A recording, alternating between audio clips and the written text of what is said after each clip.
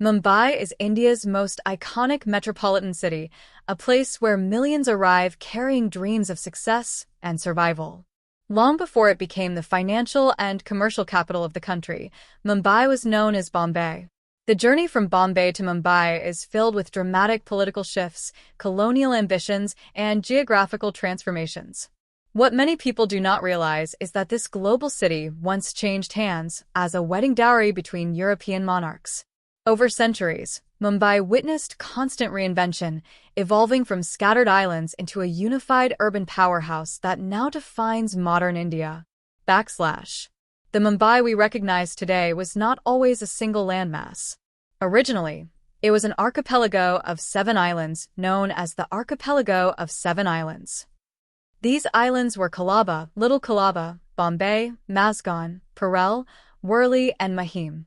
Separated by marshes, mudflats, and tidal waters, these islands were dotted with fishing villages, caves, hills, and religious sites. Life here was shaped by the sea, and movement between islands depended entirely on boats, making the region both isolated and deeply connected to maritime culture. Human settlement in the region dates back to the Stone Age. Indigenous tribes such as the Kalis and Agris were among the earliest known inhabitants of these islands. Primarily fishermen and salt producers, they lived in close harmony with the coastal environment. Each island developed its own distinct cultural identity, ruled by local chieftains and kings.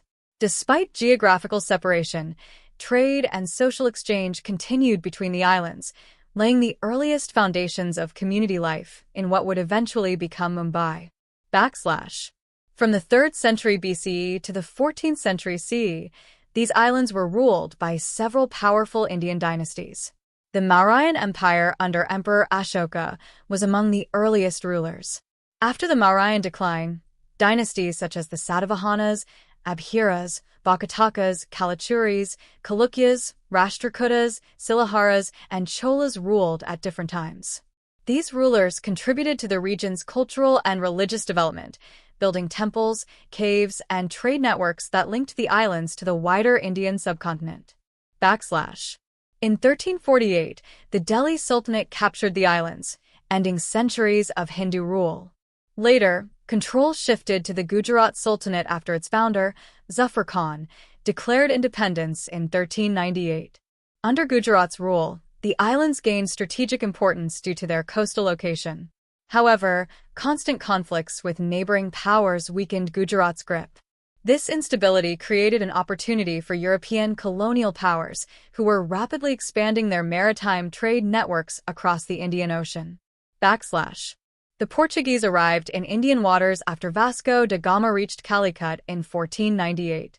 By the early 16th century, Portugal had established strongholds along India's western coast.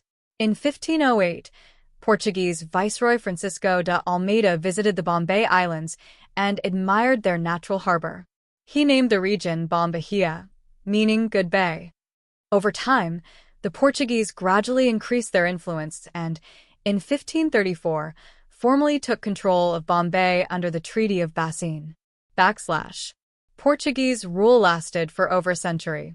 Their primary focus was promoting Christianity and controlling the spice trade rather than urban development. They built churches, forts, roads, and causeways, including Bombay Castle, Bandra Fort, and Mad Fort. Intermarriage between Portuguese settlers and locals was encouraged to strengthen cultural influence. Although development remained limited, trade in cotton, coconuts, spices, and coir expanded steadily, and Bombay became an important regional trading center. By the late 16th century, Portuguese dominance faced serious challenges. Other European powers, particularly the Dutch and the British, sought to break Portugal's monopoly over Indian Ocean trade.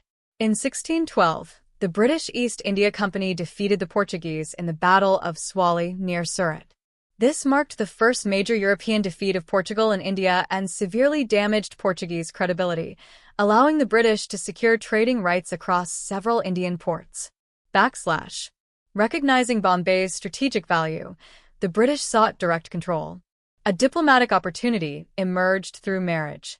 In 1661, King Charles II of England married Princess Catherine of Braganza, daughter of Portuguese King John IV. As part of the marriage treaty, the Portuguese agreed to give Bombay and Tangier to England as dowry. Though controversial within Portugal, the agreement was finalized, transferring Bombay into British hands by 1668. King Charles II soon realized he could not directly manage Bombay and leased it to the British East India Company for an annual rent of just £10. The company immediately began transforming the islands. Warehouses, docks, courts, fortifications, and administrative buildings were constructed. Bombay Castle became the center of governance, and George Oxenden was appointed as the first governor, marking the beginning of systematic British administration. Early Bombay faced severe challenges, including poor health conditions and frequent disease outbreaks. To attract settlers and traders, the British invested in hospitals and medical facilities. These improvements led to a sharp rise in population, growing from around 10,000 to nearly 60,000 within decades.